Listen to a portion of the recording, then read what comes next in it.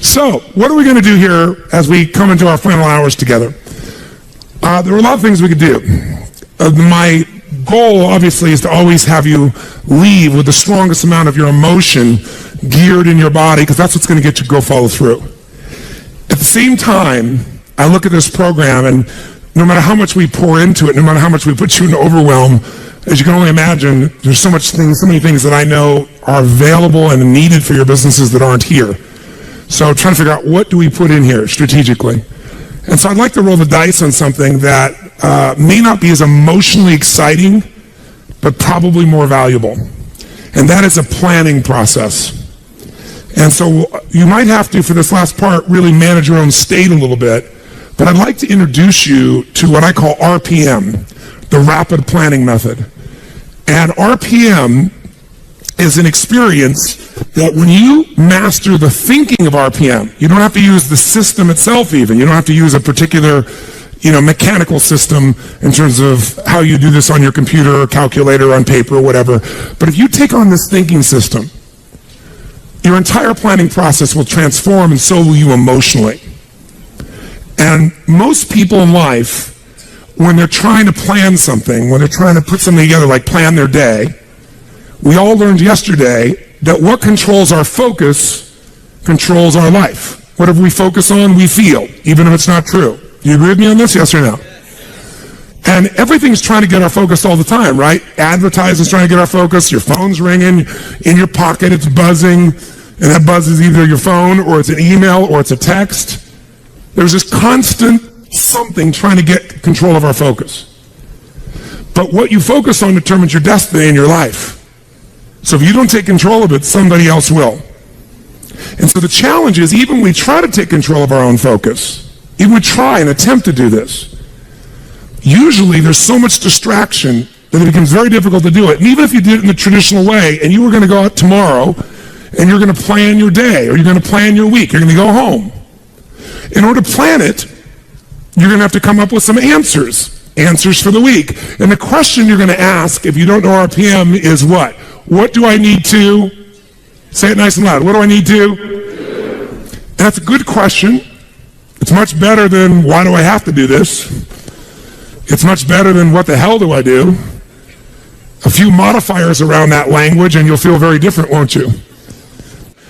So when you ask, what should I do? The answer you're going to get is usually based on whatever is most pressing on you at that moment.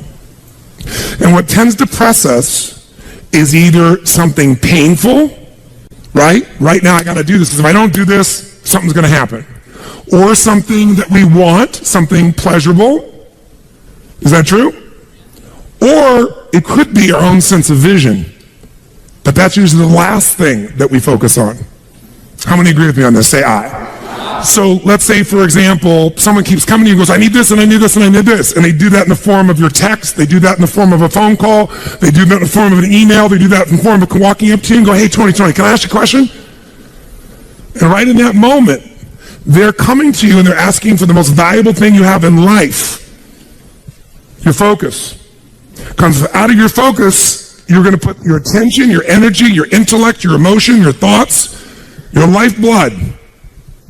And the way you invest focus is the way you invest thought, feeling, emotion, and life. And wherever you spend that focus is going to determine what you end up with in this life and what you're able to give in this life. So focus, bless you, is the single most important component you got to learn to take control of. And most of us are not very good at this. Primarily because the culture has conditioned us to respond to what we need to do. And when you're coming up here, Dr. Ruth here in front of me, and she goes, Tony, what I need to do right now is being dictated by the environment, not necessarily by what is most important for me or my mission or my direction or my life. Now in a seminar, it's appropriate most of the time because this is what I'm here to do. But even in seminars, sometimes I have to say, can I get back to you in a moment? Because I have to do this because I'm also running this damn thing.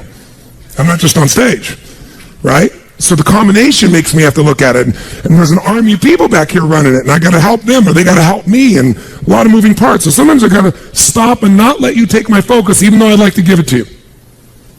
But if I were to ask, what do I need to do? I'm going to get a certain quality of answer. Let me give you an example of what I mean.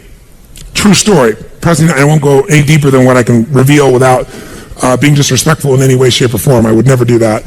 But it's a known fact, because it got out in the newspapers. There was a stage when President Clinton called me. And when he called me, he literally called me up and said, and I'd known him for a little while and worked with him prior, but he called me up and said, they're going to impeach me in the morning. What should I do? And I kid about it today. I said to him, well, could you have called me sooner? But what truthfully I said after that was, I can give you my answer to that question, but I don't know if that's really the question you want to answer.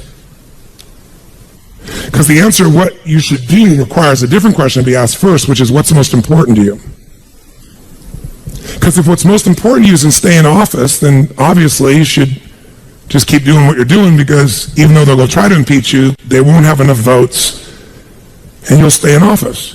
But if your outcome, what do you want? What's your outcome? What's the result you're after?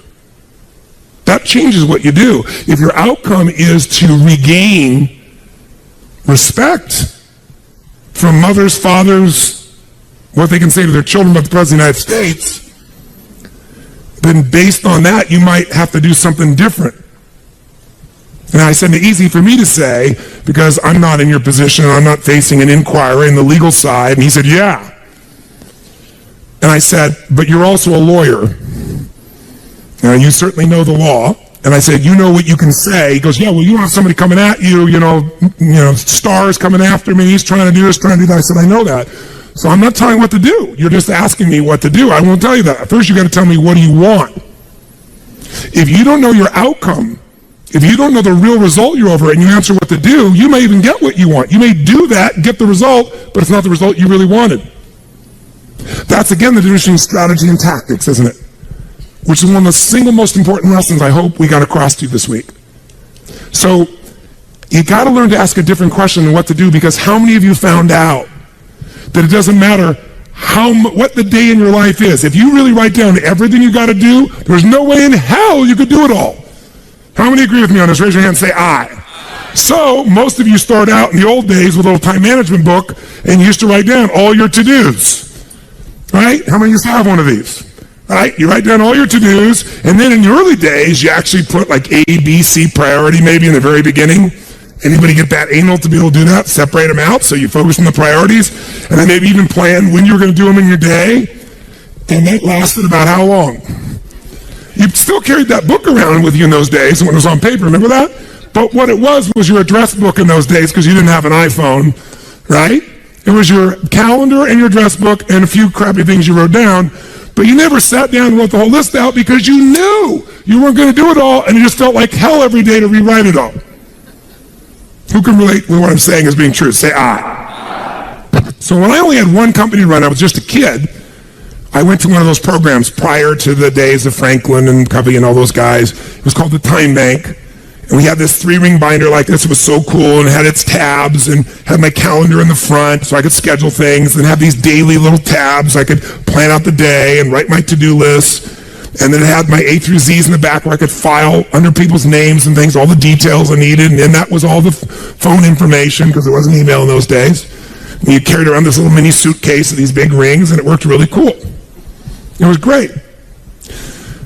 But I learned once I had 2 companies, and then 3, and then 4, then 5, there was no way. My to-do list got bigger and bigger and never got to be done. And I found myself not writing it down, and then I found myself doing it in my head. And I got a pretty good memory, but man, that was painful. I felt the shock of it all over again. Bottom line is, I said, there's got to be a better way. And I kept thinking, what controls our life is what we focus on. What we focus on, we feel. What we feel and focus on, we move towards. Wherever focus goes, energy flows. So wherever your focus goes, energy flows. So if I want to control my focus, the most powerful way is by asking what? Better questions. So I need to come up with a better question, because what to do is a painful question. And it's a stupid question very often. When you're starving hungry on the first day, what to do is obvious. Go get some food. But some of you, in spite of the hunger, and those of you who've never been to a program in my mind, the pissed offness with Tony Robbins that he would go so long, They went back, they go, but this is not right. And so they said, then go get some food. They go, no, but I don't want to miss it. Now, our fault for not communicating in advance, but the point of the matter is most of you decided what to do based on a larger outcome than the urgency of current pain. You decided, no, what's most important is to get this material, even if it's a little painful in the short term. I can eat a little bit. I'm hungry, but I can survive. I am not in Africa. This is not the last meal that I've had for 6 weeks. There may be some body fat I could be burning in the next 2 hours while I'm learning. Who knows? You know, maybe. Maybe I'm not really dying. Maybe that's just the language I use, and the language I use is producing my emotion. People say they're starving. Really? Look in the mirror. Are you starving? No, I didn't say that to anybody because no one came up and said anything to me about it. That Tony. Oh, Tony, will you take a picture with me? Yes, of course, right?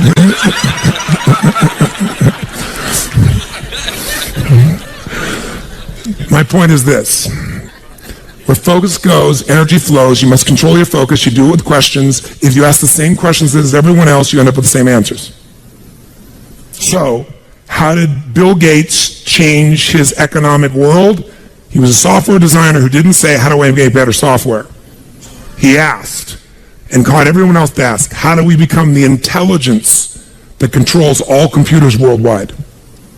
How do we become the intelligence that controls all computers worldwide? Now, when that's your outcome, do you end up with a different to-do list than if your outcome is to build the best software? Yes or no? Yes. That's why he's one of the richest men on earth. Change a question, change your life. When it comes to planning your life, I want to get you to learn to ask 3 questions now. And the first one is not, what am I going to do? And how many understand why now? Say I. The question you want to ask yourself is, what do I want? What's my outcome? What's my result? The word RPM, the first one is to get you focused on the target. The target is not the activity. The activity can change. It's what's the result I'm after. If you know exactly what it is you really want, what you desire, what you're really after, clarity is power. The more clear you are on specifically what you want, the faster your brain can get you there. But if you're generally saying things like, what do I want? Well, I want more money. Fine, here's $1, get out of here. Did you achieve the outcome? Yeah, when you're that general, you think you're not getting your goal, you are. The way you language your goal, the way you think about it, you're receiving it. I want to feel a bit better. I want to lose some weight. Fine, you lost a pound, you're done. Because your brain's like a servo mechanism and a bomb and a missile. In the old days, you shoot a missile, and the target was going, and if you missed the trajectory, you missed it. Today, what happens when the missile's not on course? What happens? It locks onto the heat signature. What does it do? It moves and follows it. That's the way your brain is if it knows the outcome, if it knows the result. So RPM starts with, I got to know the result. This is a results planning system. The rapid planning method, but you can think of it as a results planning system. I need to know the result I'm after before I ever ask myself what to do. That takes more time, but it's worth it. Now, for time's sake, I'm not going to do this with you right now, but I'll tell you what I do when I've taught this to people and I've got a full weekend to do this in. Just give you a picture. If I asked you right now to write out your name, your full name. Now, some of you abbreviate your signature, but write out your full name in cursive. Go and do that one time. Write out your full name in cursive. I can't even use the word cursive. Is that really the word people still use? It means in handwriting, I guess, but in cursive. Just write it out full name, because you can do this later on. Full name. If you normally abbreviate, don't do that. You have to write out the full name. Now, if I had you get with a partner, and you can try this later if you want. I'm just going to tell you because I don't want to take the time because we have such limited time today. And I have your partner say to you with a stopwatch here, okay, ready? And I go, go. And you write it out. And you tell me when you're done. I go, stop. And I write down how long that was. So let's say you wrote out your signature and it took 5 seconds. And they say, ready?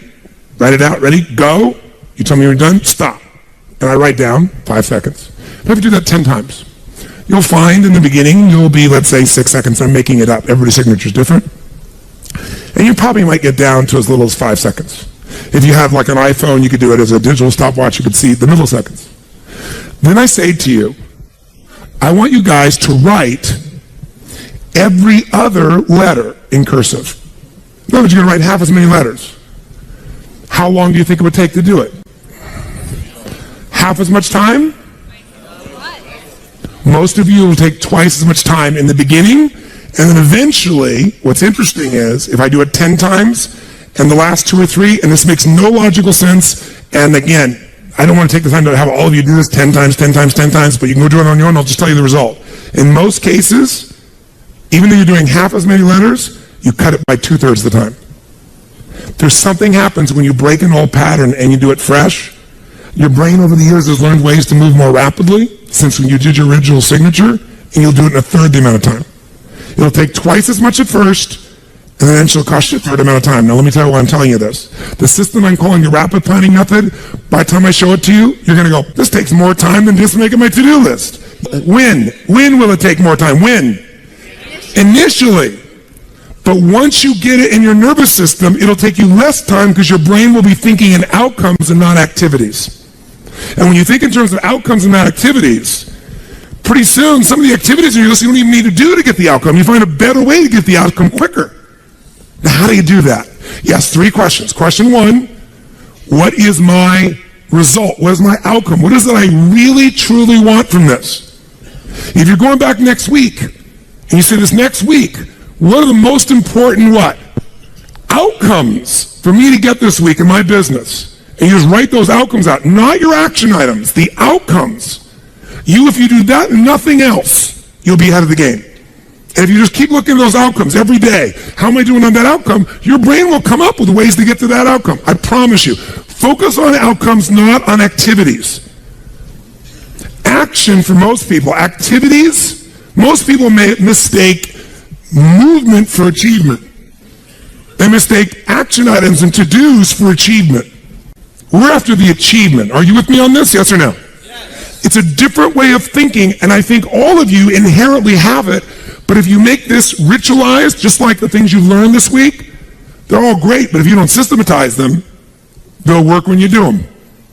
But if you systematize them, right, and you see like Mr. Holloman here, where he goes in and just does it and makes sure it's being done again, or what you've seen Chet do, or what I do.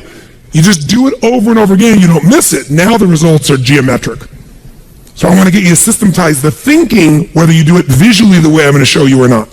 So, first question, what's the result I'm after? What's the ultimate result? What do I want out of this week, out of this thing, out of my business, out of my life, for my body? And you want to be as what as possible when you describe that outcome, that result. As what? As clear and specific as possible. Generalities will confuse you. So it might take you longer than just writing down call so-and-so to think, if I'm calling my son, I'm going to call Jarek, or I'm going to call my brother. This is what goes through my head before I call him, always. What's my outcome? Because I don't want to just call him. I want Jarek to feel loved by his dad. Or I'm thinking about what's my outcome. I've got to talk to him about this thing that's out there. I've got to make sure I get through to him on this because I want to guide him and move him in this direction. That's what I want to be as his father. I don't want to just chit-chat. I can do that too. If you think before every phone call, before every time you're planning your day, and you think before you have any meeting, what do you think the first thing I ask of anyone when we sit down in a meeting is? Okay, what are your outcomes? What are the outcomes for this meeting? First thing I want to know, because if I know the outcomes, guess what? A lot of meetings, they're done pretty quick. Because if I know the outcome, you don't have to go through all the activities to sell me on it. Just, that's your outcome? How do you want to do it? Sounds good to me? Rock. That's how you make a meeting productive. I know a meeting's productive not by the hours or time. Sometimes it takes longer to the outcome than you want, but I'm going to get the outcome. That's, by the way, what you see with me on stage. That's why my times vary, but it's based on an outcome. I'm going to get that outcome. I don't give a damn whether it's the right time or not. I want to do it in that time, but I must deliver the outcome. How many get that? And by the way, how many like to have your company focused on outcomes, results, and not activities? Say aye. People say all the time, well, did you get that done? Well, I left them an email. I left them a voicemail. I've sent them 3 emails. How many times have you heard that? When that happens with me, I'm like, but I don't show it. I just like, really? Wow, that's fascinating. We'll explain about our culture. It's about getting the result. So I can help you if you can't figure another way to do it, but there may be 12 other things we might want to do. Maybe they don't have the answer. Maybe somebody else can give us the answer. The outcome was to get this information, not to leave an email or 12 or 3 voicemails. That will not do any of us any good. How many follow? Now, whether you get the outcome or not, whether you get that result, will be based, first, do you have clarity? And the second thing is, whether you got enough emotional juice to keep going after it when things don't work out. So the second part of RPM is the purpose.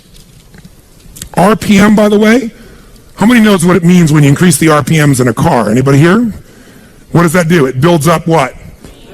Power, speed. Higher RPMs, you can explode through something, right? You can make something happen. So think of this metaphorically also, this rapid planning method, this result planning method.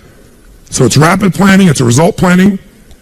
You want a results-focused, purpose-driven, massive action culture. That's what RPM stands for. It's how you build up power and you break through.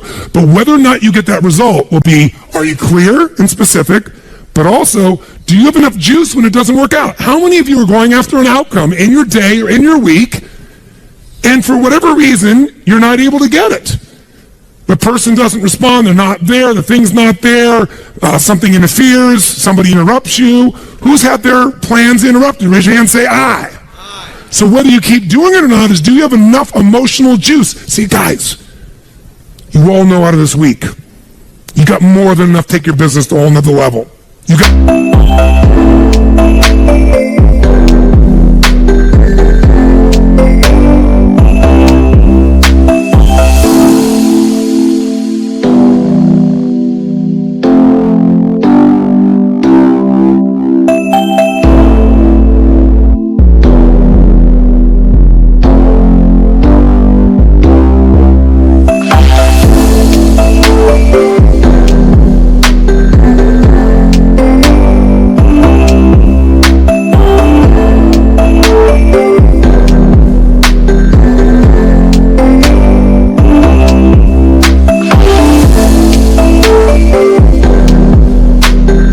More ways you can go home and be artists now.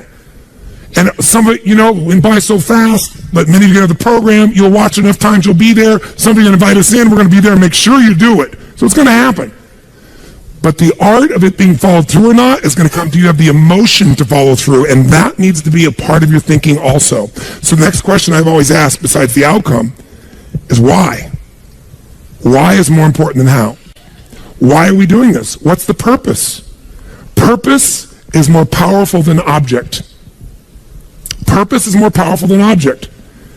You say, I want $1 million. That's a great objective. I want $1 billion. Great objective. I want to feed 3,000 children in my community. That's a beautiful objective. It's even more specific. But even that objective, you might get excited about, so you realize what it takes to feed 3,000 kids. Right? And the politics involved, and all the people that don't follow through. And then you have this good intention, and somebody else is pissed off because one of the kids didn't get fed.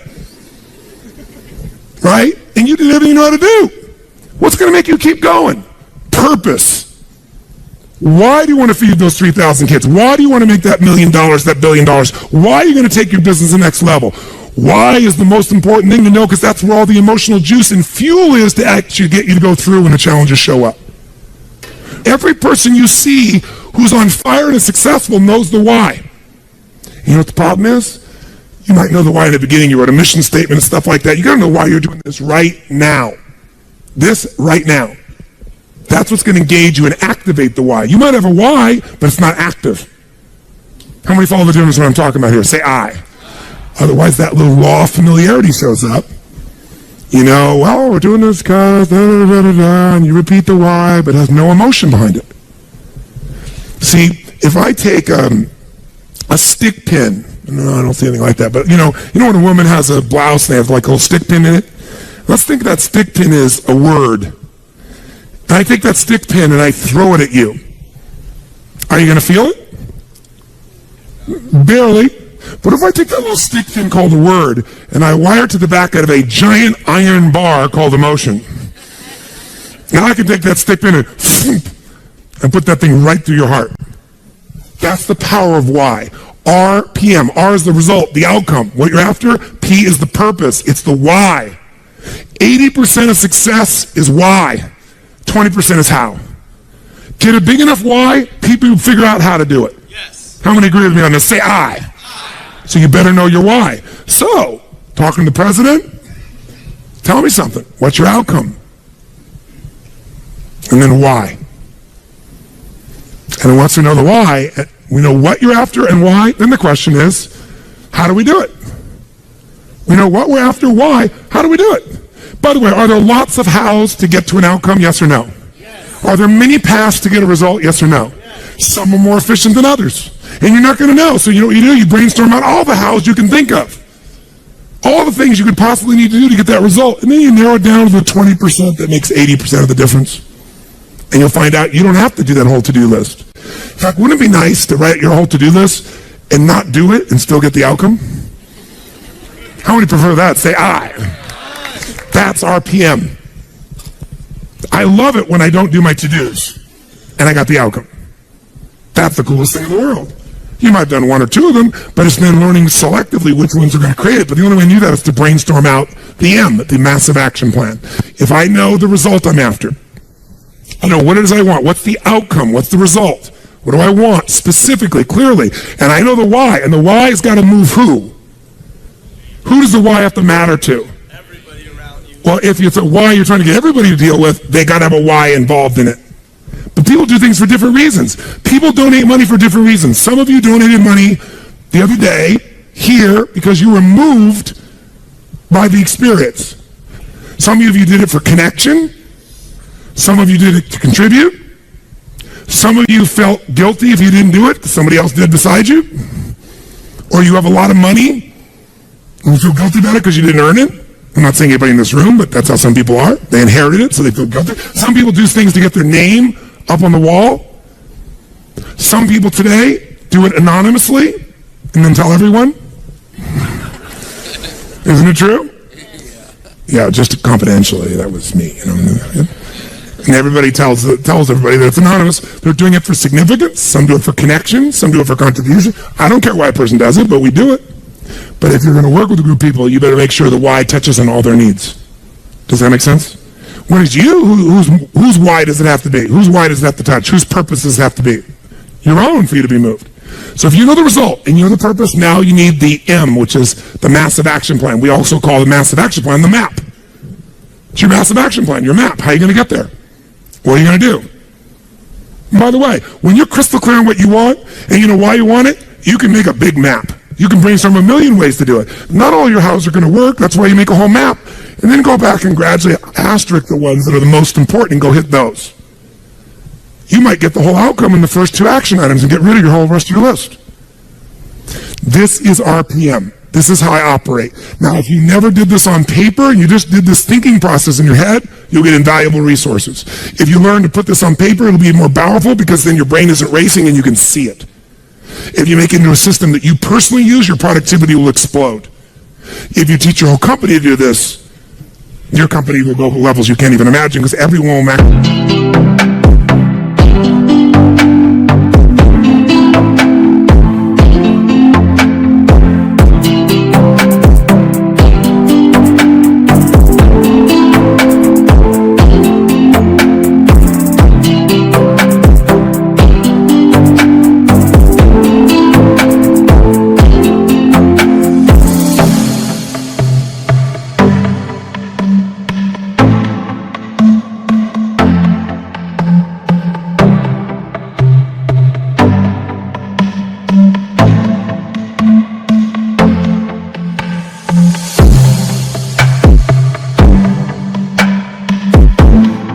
maximize their productivity.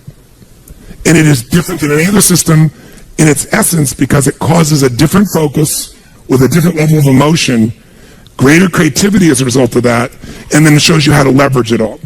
Does this make sense? Yes. So, those three pieces, results planning, asking what question? What's the first question you're going to always ask? What do I really want? What's my outcome? What's the actual result I want? From this day, from this week, from this conversation, from this meeting, doesn't matter what it is.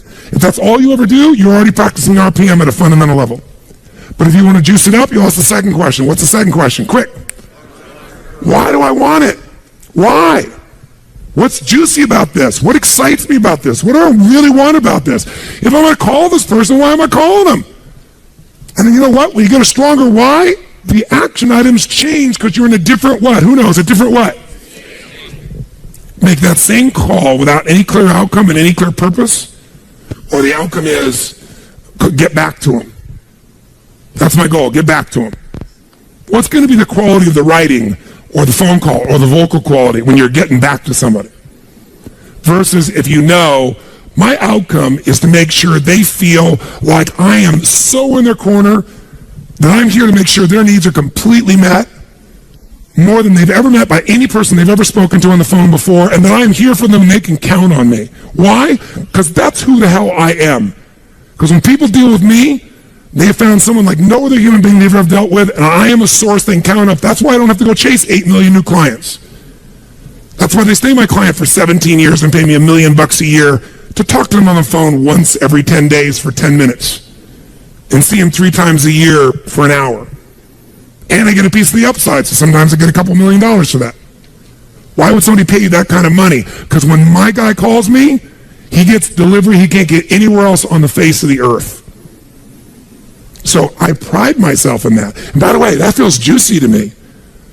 It means my need for contribution, for my need for growth, my need for significance. I'm the best at what I do. My need for certainty, I deliver.